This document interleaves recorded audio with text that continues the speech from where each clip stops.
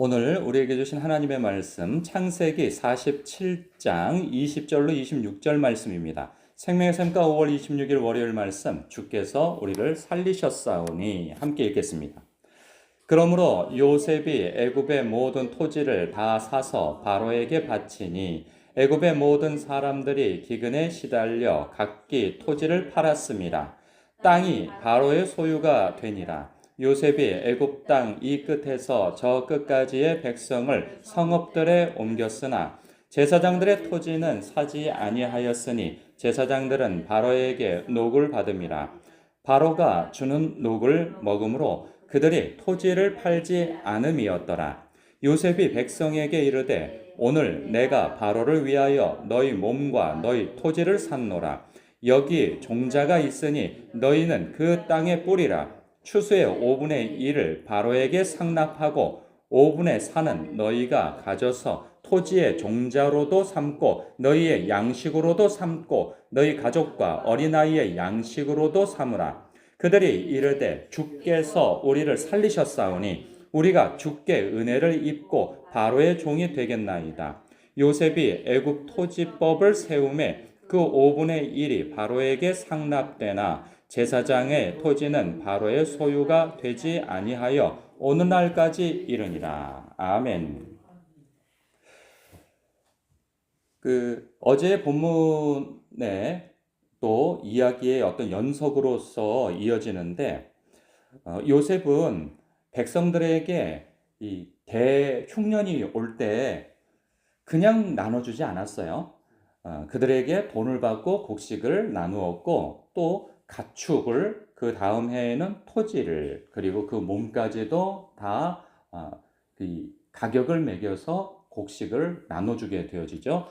그러한 이유는 그가 총리로서 자신의 그 직분을 잘 수행하고 있는 거예요. 그 목적은 무엇이냐? 자신의 주군, 즉 왕의 그 왕권을 강화시켜 주는데 자신의 역할을 다하는 것을 보게 되어집니다. 그에게 있어서 직업 윤리에 굉장히 투철한 것이죠.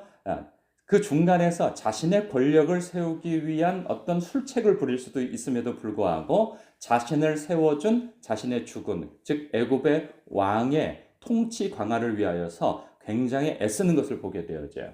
그런데 그 통치 강화를 위한 것이 아니고 그의 그 정책에는 그의 일하는 속에서는 백성들을 위한 구제책도 세우는 것을 보게 되어져요. 그러니까 단순히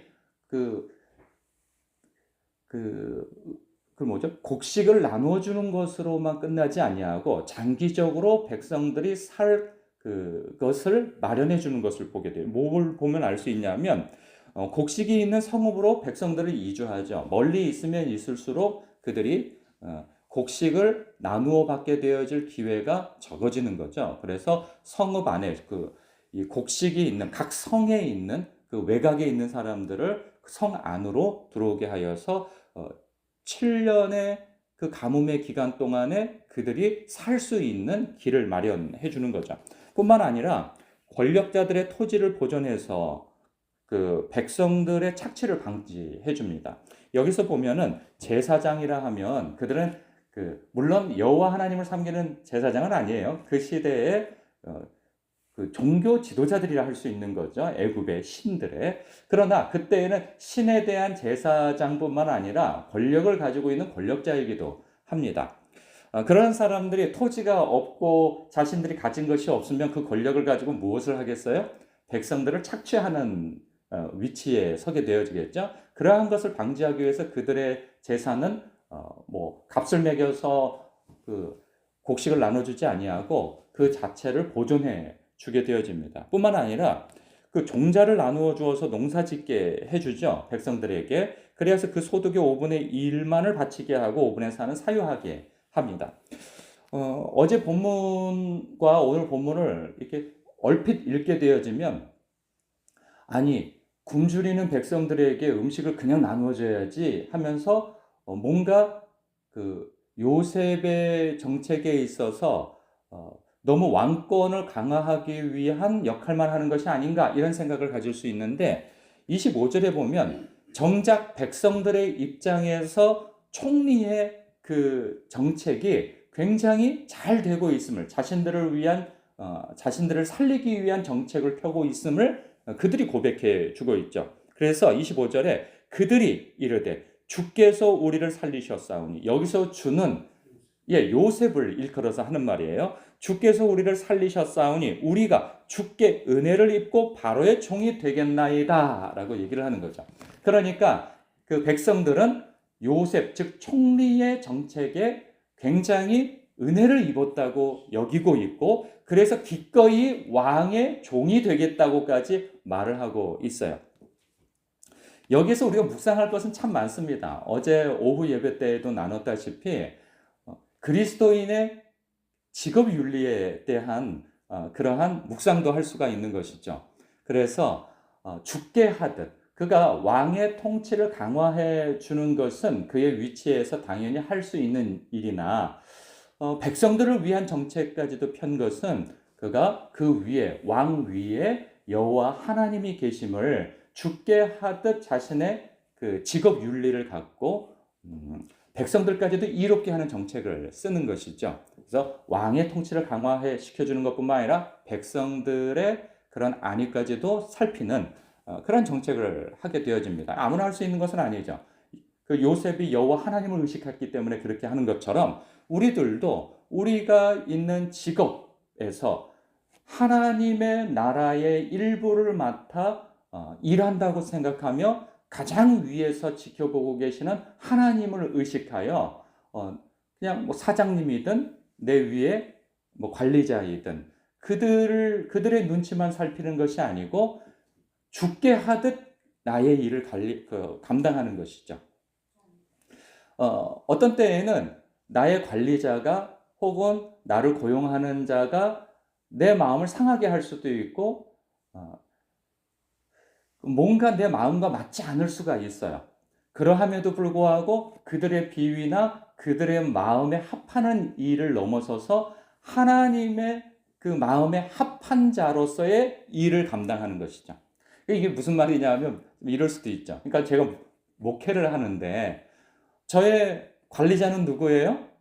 어찌 보면 저에게 사례비를 주는 성도님들일 수 있어요. 그러면 제가 목회를 하는데 성도님들의 눈치만 보고 할 것이냐? 그런 것은 아니죠.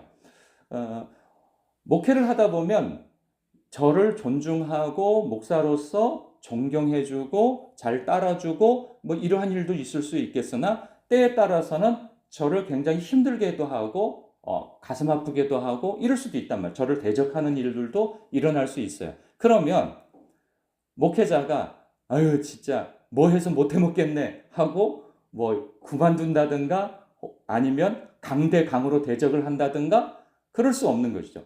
어떤 때에는 내가 그렇게 열심히 한들 무슨 소용이 있어, 알아주지도 않는데, 이런 마음을 가지고 일에 대해서 게으르게 한다든가 그럴 수 없는 이유가 무엇이냐? 바로 가장 위에 내 주님이 계시기 때문에, 내가 주님 죽게 하듯 이 일을 감당하기 위하여서 이 자리에 있는 것이지 누구의 눈치와 마음을 살피기 위하여서 이 일을 하고 있는 것은 아니란 말이죠. 목회를 감당하고 있는 것은 아니란 말이죠. 그렇기 때문에 주님께서 나에게 맡겨주신 그 사명에 충실하는 것이죠. 누가 알아주든 알아주지 않든 내 자리에서 죽게 하듯 나의 일을 감당하는 거예요. 그런 것처럼 이건 목사만의 일이 아니라 모든 성도들이 자기가 있는 위치에서 어떤 일을 하든 죽게 하듯 하는 것. 내 위로는 나의 고용자를 위하여서도 죽게 하듯 하고, 내 옆으로도 동료애와 내 아래에 있는 사람들에 대해서도 죽게 하듯 하는 것. 그러한 의식을 가지고 일하는 데 있어서 직업윤리는 참 중요한 그런 원리를 발견할 수 있겠다 하는 생각과, 또 한 가지는 무엇이냐? 그렇게 하지 않아도 될 사람들에게, 즉 백성들에게 그렇게까지 할 필요가 없어요. 그냥 왕의 마음에 합한 일만, 왕권을 강화시켜주는 일만 해도 왕으로부터 보호를 받고 얼마든지 그의 직위나 그의 권세가 유지될 수 있어요. 그러나 백성들에게 그렇게 하지 않아도 되는, 어찌 보면 이방인이잖아요, 요셉이. 그렇기 때문에 왕에게만 마음에 들면 되는 거예요. 그러나 그는 그렇게 하지 아니하고 그 자리를 하나님께서 세워주신 바 여기고 죽게 하듯 그렇게 하지 않아도 될 사람들에게도 선의를 베푼다 하는 거예요. 이것은 무엇이냐? 주님께서 그리 말씀하시죠. 너희는 세상의 빛이라. 너희는 세상의 소금이라. 내가 있는 자리가 큰 자리가 아닐지라도 일상의 삶 속에서 우리가 무슨 큰 일을 할 사람들입니까? 그렇지는 않아요. 그냥 이웃과 관계하고 나의 직장과 직업에서 그냥 소소하게 나의 역할, 그냥 작은 역할들을 감당할 사람들이나 어느 곳에서든지 빛과 소금의 역할을 감당할 수 있는 것이죠. 부정직한 곳에서 소금의 역할을 감당하여 부패를 방지하고 정직하게 행하고 또한 밋밋한 곳에서 맛을 낼 수 있는 그래서 분위기를 좋게 할 수 있는 그런 사람이 될 수 있고요. 빛으로서 복음으로서 빛을 발하든지 아니면 분위기를 빛나게 하든지 아니면 내가 있는 곳의 환경을 깨끗하게 하든지 그래서 주변을 밝게 할 수 있는 거예요. 어두운 곳에 내가 가면 분쟁이 있는 곳에 갈등이 있는 곳에 내가 가면 화해가 도모되어질 수 있는 그런 사람도 되어줄 수 있는 것이죠.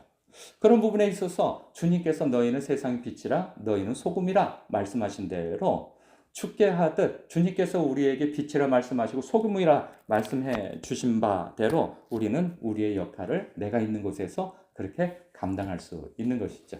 오늘도 이 말씀 안에서 요셉은 요셉의 자리에서 빛과 소금의 역할을 감당했고 죽게 하듯 자신의 직업 윤리를 가진 것처럼 우리는 우리의 위치에서 죽게 하듯 우리의 직업 윤리를 가지고 생활할 뿐만 아니라 또한 빛과 소금으로서 정체성을 가지고 하나님 나라의 대사로서 우리는 우리의 역할을 또 감당할 수 있는 것이죠. 오늘 하루도 빛과 소금으로서 살아가시는 저와 여러분 되시길 주님의 이름으로 축복합니다. 기도하겠습니다.